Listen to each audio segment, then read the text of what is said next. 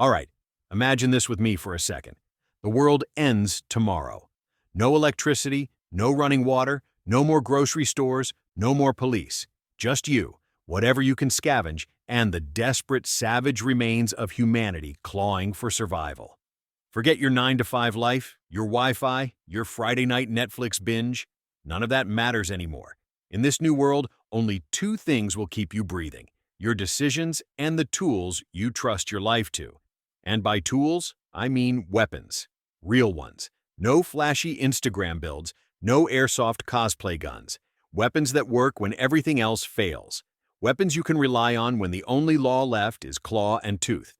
Today, we're building the real apocalypse loadout. Not a movie fantasy kit with grenade launchers and laser sights. No, this is the honest, boots-on-the-ground gear list you actually need when the cities burn, the roads are empty, and your neighbors start eyeing you like a side of beef. We're talking one rifle, one handgun, and one shotgun. Three weapons that will give you the best chance at surviving longer than the poor souls who thought hiding under the bed was a plan. Let's start with the rifle, because that's where my brain gets tangled every single time I think about this. And no, I'm not going to pretend I've got the perfect answer. The truth is, I'm completely torn between two very different but equally valid choices. A .22 rifle, like the classic Ruger 10/22, or a 12-gauge pump-action shotgun, like the battle-tested Mossberg 590. Two weapons, two philosophies, both carrying some damn convincing arguments that keep me up at night. Let's talk about the humble .22 long rifle first. I know. You're rolling your eyes already. The world's ending and this idiot wants to bring a bunny gun? But listen up, because the .22 might just be the ultimate apocalypse rifle if you look at the world the way it's going to be, not the way it used to be. First off, ammo availability. .22 long rifle is everywhere. I mean everywhere. Every dusty garage, every farmhouse, every forgotten hunting shack has a couple of boxes stashed away. When the resupply lines are dead and you're living off what you can scavenge, finding ammo becomes a bigger deal than the weapon itself. You could have the finest AR-15 in the world, but if you've only got 20 rounds and no hope of finding more, you're better off with a .22 and a wheelbarrow full of bullets. Weight is another massive advantage. You can haul 1,000 rounds of .22 without even breaking a sweat. Try doing that with 308 or 12-gauge shells, and you'll collapse by the second mile. In a world where you need to move fast and light, where every ounce of water and food is worth its weight in gold, that matters. Plus, every extra pound you don't have to carry means you can move faster, longer, and with less fatigue. That translates directly into living longer. Another thing people forget is the noise factor. Shooting anything larger than a .22 will ring out across the deadlands like a dinner bell.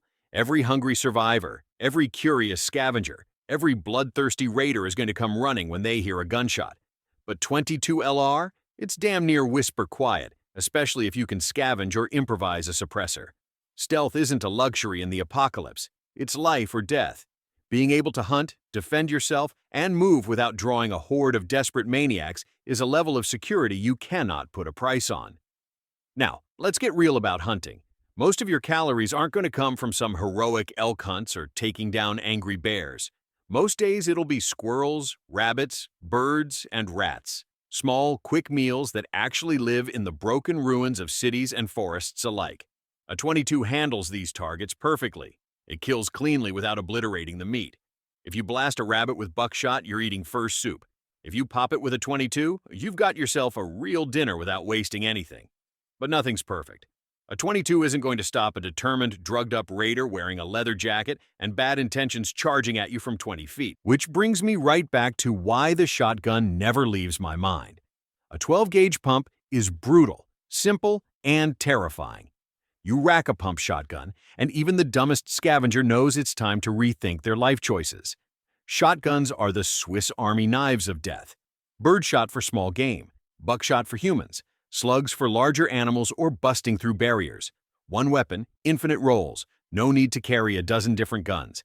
At close range, a 12-gauge is an absolute monster. Hit someone inside 20 meters with buckshot, and the fight ends right there.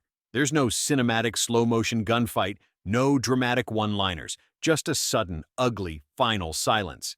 When you're defending a camp, a family, or your own life, that's exactly what you want. One shot, one problem solved. Shotguns are beautifully simple, too. Pump actions like the Mossberg 590 are built like tanks. They don't care if they're filthy, wet, dropped in the mud, or stuffed with old, grimy shells you found in a derelict Walmart. They just work. And in a world without gunsmiths or new parts, simple and rugged beats fancy every single time. Of course, shotguns have their downsides. The ammo is heavy and bulky. You can't just toss 500 shells into your bag and expect to move like a ninja. Every shot you carry is a trade-off against water, food, or medical supplies. And recoil can be punishing, especially if you're small-framed or injured. Firing slug after slug will beat you up fast. Plus, the effective range is limited. Even with slugs, you're pushing your luck beyond 100 meters. Honestly, the choice between a 22 and a 12 gauge comes down to what kind of survival you're planning for. If you want to stay hidden, move quietly, and feed yourself off the land, the 22 is king. If you expect close, brutal, unavoidable fights and need something that turns fights into body piles fast, the 12 gauge is your best friend. And if you can swing carrying both, even better, cover all your bases. Now, let's talk about sidearms. The humble handgun might not seem like a priority compared to a rifle or shotgun, but trust me, it's crucial. You're not always going to have your long gun slung at the ready. Sometimes you'll be climbing, scavenging, carrying supplies, or sleeping. You need something you can grab and use instantly without fumbling. And for that role, I picked the Glock 19. Not because it's the flashiest, not because it's the newest tech wonder, but because it's boringly, relentlessly effective. 9mm ammo is everywhere. It's easy to carry, easy to shoot, and plentiful enough that you're more likely to find spare rounds lying around than almost any other caliber. Glocks themselves are apocalypse-proof. Drop them in mud, snow, ash, sand.